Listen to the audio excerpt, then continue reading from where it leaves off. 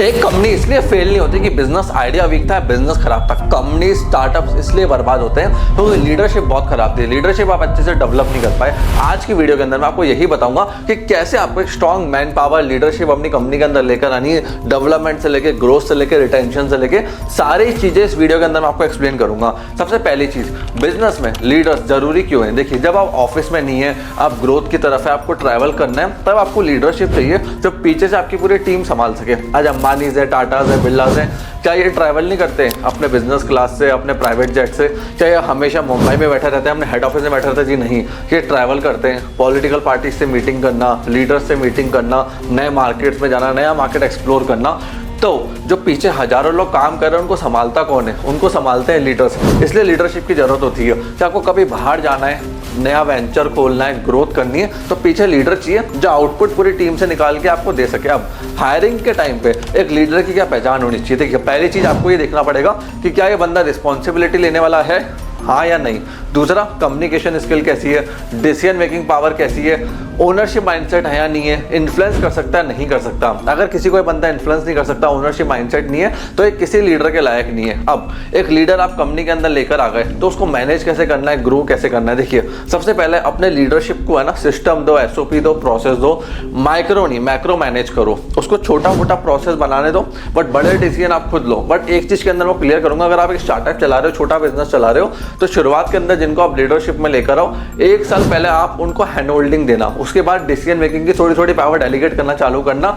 इसलिए मैं कहता हूं, एक लीडर को कभी भी लेकर आओ तो उससे 5 इयर्स का बॉन्ड साइन करवाओ। 5 साल तक एक बंदा आपके साथ टिकेगा, तभी आपको प्रोडक्टिविटी दे पाएगा। प्लस 5 इयर्स के बाद उसको एक रिटेंशन बोनस भी दो, ताकि बंदा आपके साथ अच्छा चले।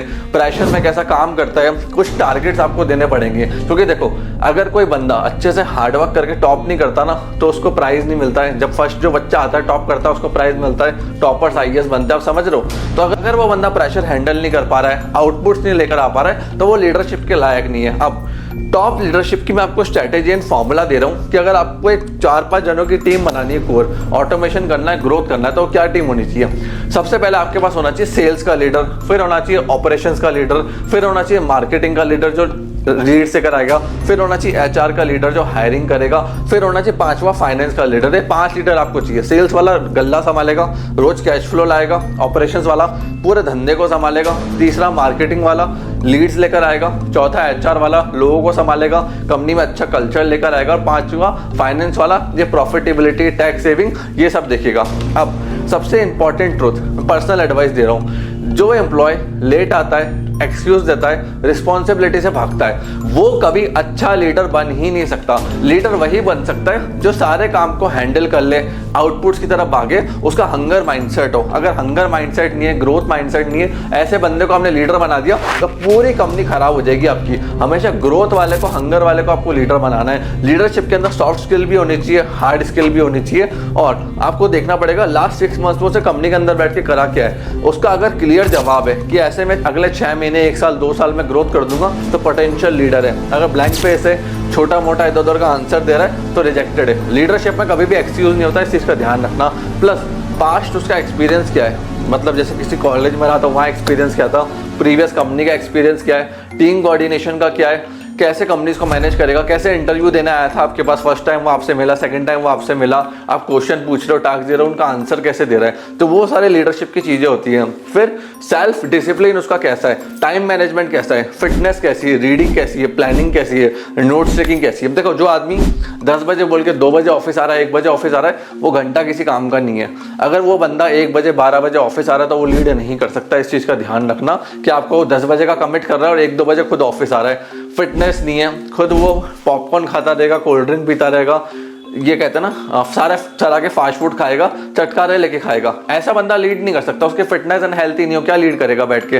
प्लस वो गॉसिप वाला अगर बंदा हुआ कि ऑफिस में आया, डब्बा खोला, बोला चलो गॉसिप करते हैं, आज ऑफिस पॉलिटिक्स में क्या चल रहा है, उसने इसको क्या बोला, उसका आउटपुट से ध्यान हटके ऑफिस गॉसिप्स एंड पॉलिटिक्स की तरफ है, तो ये बंदा टोटली खराब है, टोटली वेस्ट ऑफ टाइम है। और रिजल्ट चाहिए इमोशंस के ऊपर। अगर आपकी लीडरशिप एग्जिस्टिंग की खराब हो चुकी है, काम की नहीं है, तो उसको बाहर फेंक दो। हमें रिजल्ट चाहिए। We are corporates, we are companies. अगर आप धंधा चला रहे हो, स्टार्टअप चला रहे हो, तो रिजल्ट्स मैटर करते हैं इमोशन से ज्यादा। प्लस आपको ये भी देखना है उसकी लॉयल्टी कैसी है। अगर उसके पास लॉयल्टी है, वो आपकी तरफ लॉयल है ना, आप उसकी तरफ लॉयल है, तो उन लोगों को लंबा लेके चलो। लॉयल्टी के लिए आप उनसे एनडीए साइन करवा सकते हो। उनका बिहेवियर को देखो, और देखो जब आप उनसे क्वेश्चन पूछ रहे हो कंपनी को 2, 3, 4, 5 साल में कहाँ लेकर जाना है, तो वह आंसर्स कैसा दे रहा है। जैसे जैसे वो आंसर्स देता जाएगा, आप उसको बहुत ध्यान से सुनना और देखो कि लोग उसको सुनते हैं नहीं सुनते, लोग उसको पसंद करते हैं नहीं करते। ऐसा तो नहीं है वो एक गेम खेलता हो कि लोगों को आपकी अलग पिक्चर दिखाता हो और दूसरी पिक्चर जैसे लोगों के सामने अकेले में जाए दूसरा आदमी बन जाता हो। तो ये आपको देखना पड़ेगा कि आपके सामने अलग पिक्चर, लोगों के सामने अलग पिक्चर।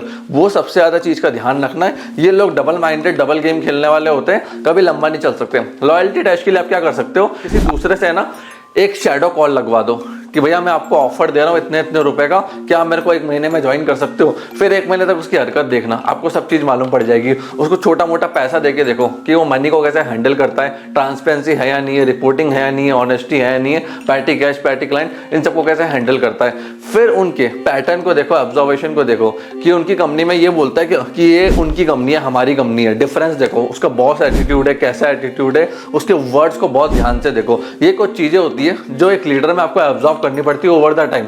उसके बाद आपको प्रैक्टिस हो जाती है, फिर आप एक अच्छा लीडर अपने आप पहचान पाते हो। जैसे कहते हैं ना, किसी को पहचान होती है गाय की नस्ल की कि गाय अच्छी है खराब है, वैसे आपको देख के मालूम पड़ जाएगा लीडर अच्छा है खराब है। फिर आप रेड फ्लैग्स को देखो जिनको कभी इग्नोर नहीं करना है। पहली चीज, ऑफिस गॉसिप्स में वो इन्वॉल्व रहता है, बेकार लीडर है। सीक्रेट्स इधर से उधर करता है, बेकार है। पॉलिटिक्स में रहता है, बेकार है। कंप्लेंट कल्चर वाला है, बेकार है।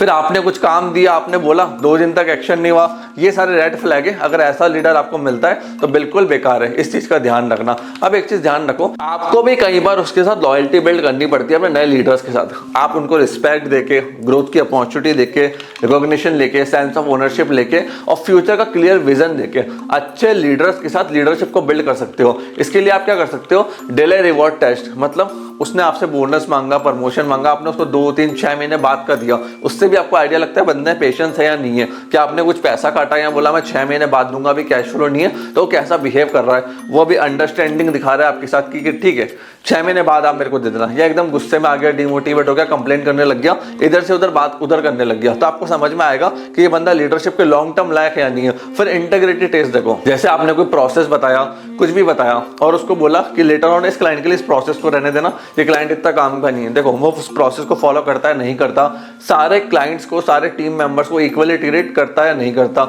सैक्रिफाइस देखो कि किसी वीकेंड आपने उसको फोन कर दिया, भाई अर्जेंट काम है 2 बजे तक आ सकते हो, देखो वो संडे आता ही नहीं आता। अगर आ रहा है तो कंपनी के लिए लॉयल है, काम करना चाहता है। ये महीने में या 6-8 महीने, 1-2 साल में आप एक बार टेस्ट कर सकते हो, बार बार यूज मत करना, बंदा इरिटेट हो जाएगा। कि 6 दिन आपके साथ अच्छे से काम कर, आप संडे अपना वो एंजॉय करे। फिर देखो बाउंड्री टेस्ट, मतलब आपने उसको पावर दी, सब कुछ दिया, तो क्या वो अपनी बाउंड्री में रहकर काम कर रहा है या पावर का मिसयूज कर रहा है। पावर का मिसयूज कर रहा है तो लीडरशिप के लायक नहीं है।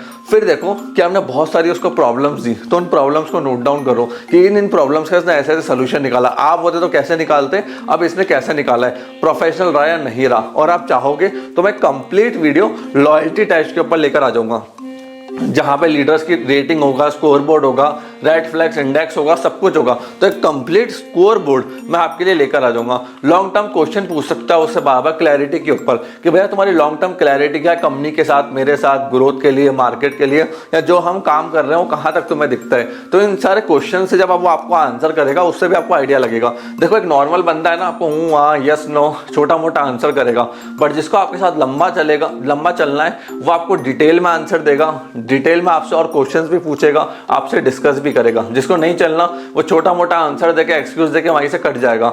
इसलिए जो कहा जाता है कि जो ग्रेट लीडर्स होते हैं वो कंपनी के फ्यूचर के बारे में सोचते हैं, जब भी कंपनी का अच्छा वक्त ना चल रहा हो। बट जो खराब लीडर होते हैं वो सीधा कंपनी को छोड़ने के बारे में सोचते हैं जब कंपनी का खराब वक्त चल रहा हो। तो उन लोगों को डेफिनेटली रिटेन करना जिन्होंने खराब समय में आपका साथ दिया हो, वो लोग आगे जाके आपको बहुत अच्छा आउटपुट एंड ग्रोथ देंगे। सो फ्रेंड्स, मैं आशा करता हूँ ये वीडियो आपको पसंद आई होगी।